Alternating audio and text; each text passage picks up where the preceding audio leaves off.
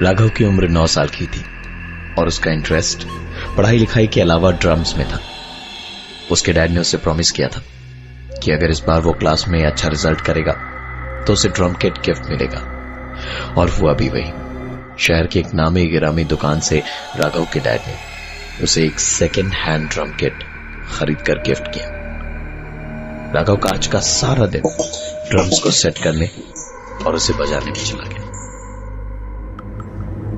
देर रात जब वो अपने कमरे में सो रहा था तो अचानक टेबल के बगल में रखे फैन के बटन को किसी ने दबाया और उसके बाद धीरे धीरे टेबल फैन की स्पीड एक एक करके बढ़ने लगी। राघव नींद से उठा और टेबल फैन बंद किया और जैसे ही दोबारा लेटा टेबल फैन फिर से स्टार्ट हुआ। इस बार उसने टेबल फैन का प्लग इलेक्ट्रिक स्विच बोर्ड से निकाल दिया और सोने गया तो कोई उसके दोनों पैरों में गुदगुदी कर रहा था। इस तरह की चीजें वो भी रात के अंधेरे में किसी को भी डरा दे तो फिर राघव तो सिर्फ 9 साल का एक बच्चा ही था। उसके गले से आवाज नहीं निकल पा रही थी। उसने अपनी पूरी हिम्मत जुटाकर कमरे की बत्ती जलाई तो देखा ड्रम स्टिक ठीक उसके पैरों के सामने जमीन पर पड़ी थी। बस इतना देखना था कि राघव दौड़ता हुआ अपने पापा के कमरे में गया और सिर्फ एक ही बात कही, डैडी मेरे कमरे में भूत है। यह पहली बार था जब राघव ने इस तरह की कोई बात कही और उसके चेहरे पे झलकते डर को देख उसने राघव की बात को सीरियसली लिया और उसके साथ उस कमरे में गए। कमरे में कुछ भी अजीब नहीं था सिवाय एक अजीब सी शांति के। आदित्य ने अपने बेटे को अपने कमरे में अपने साथ ही सुला दिया और थोड़ी देर बाद जब पानी पीकर वापस वो अपने कमरे की तरफ जा रहा था तो राघव के कमरे की लाइट चली हुई थी और दरवाजा पूरी तरह से खोलने पर पता चला कि राघव यहां अपने कमरे में ही सो रहा था। आदित्य को अच्छे से याद था कि उसने राघव को अपने कमरे में सुलाया था। सब कुछ बेहद अजीब था। इस बार चौंकने की बारी आदित्य की थी। उसने तुरंत राघव को अपनी गोद में उठाया और कमरे की बत्ती बुझाकर अपने कमरे में जाने के लिए कमरे का दरवाजा खोलकर बाहर निकला कि ठीक तभी पीछे से एक आवाज आई।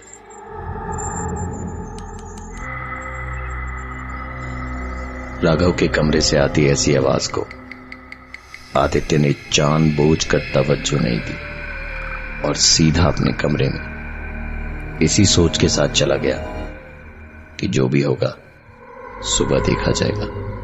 कमरे में ले जाकर पहले राघव को लिटाया और जब उसे पूरी तरह से यकीन हो गया कि राघव को नींद आ चुकी है वो खुद सोने गया। पर नींद शायद उसकी आंखों से कोसों दूर थी और उसे आने में बहुत वक्त लगा।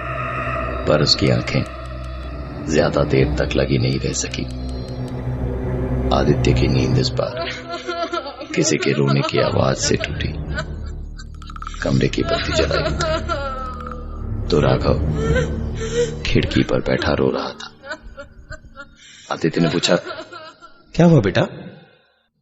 तो राघव ने कहा, पापा बगल वाले कमरे से आवाज आ रही है, वहां भूत है। विश्वास नहीं तो आप दीवार से कान लगा के देखो। राघव की बातें और उसके चेहरे पर सच्चाई झलक रही थी। आदित्य ने जब अपने कान दीवार से लगाए तो मानो उसके हाथ पांव ठंडे पड़ने लगे थे। बगल के कमरे से कान लगाने पर किसी के ड्रम बजाने की आवाज आ रही थी, जो आवाज दीवार से कान हटाने पर सुनाई नहीं दे रही थी। आदित्य दौड़ता हुआ बगल के कमरे में गया, पर वहां ऐसी कोई हरकत नहीं हो रही थी जैसी आवाज उसने अपने कमरे से सुनी थी। वापस कमरे में आने पर पाया कि राघव बिस्तर पर लेटकर सो चुका था। अजीब लगने वाली बात तो थी, पर अपने बेटे को सोता देख उसे सुकून मिल रहा था।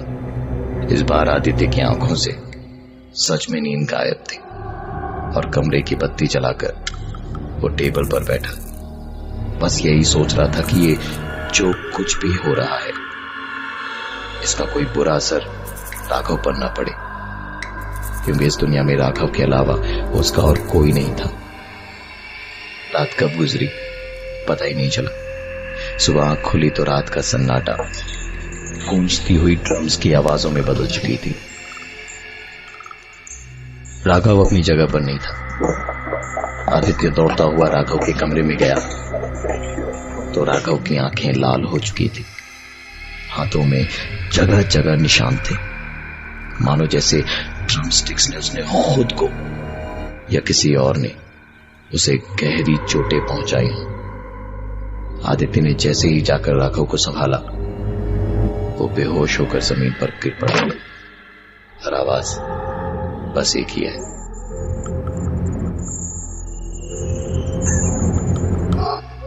आदित्य ने तुरंत उसे उठाया और अपने कमरे में लेटाकर डॉक्टर को बुलाया, जिसने राघव की अपने एक कंपाउंडर की मदद से घर पे ही मरहम पट्टी कर दी। इसके कुछ दिन बाद तक इस घर में और कोई घटना नहीं घटी। आदित्य ने राघव के उस कमरे को कुछ दिनों के लिए बंद कर दिया।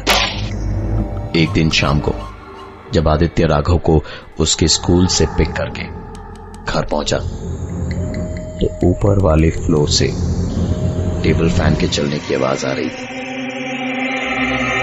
आदित्य हैरत में था, क्योंकि टेबल फैन सिर्फ राघव के कमरे में था और वो कमरा उसने बंद कर दिया था। दूसरा झटका आदित्य को तब लगा जब उसने बत्ती जलाने की कोशिश करी, पर शायद घर पर लाइट नहीं थी और ना ही इन्वर्टर काम कर रहा था। सीढ़ियों के रास्ते जब ऊपर पहुंचे तो साफ हो चुका था कि यह आवाज राघव के कमरे से ही आ रही थी और यह आवाज टेबल फैन की। ताज्जुब की बात यह थी कि जिस कमरे के दरवाजे पर आदित्य ने ताला लगाया हुआ था वो खुला पड़ा था और दरवाजा भी हल्का खुला था। इससे पहले कि आदित्य दरवाजे को खोल पाता, राघव उस खुले दरवाजे से अंदर घुसा और दरवाजे को बंद कर दिया। आदित्य पागलों की तरह दरवाजे को थपथपा रहा था और राघव ने अंदर से दरवाजा नहीं खोला।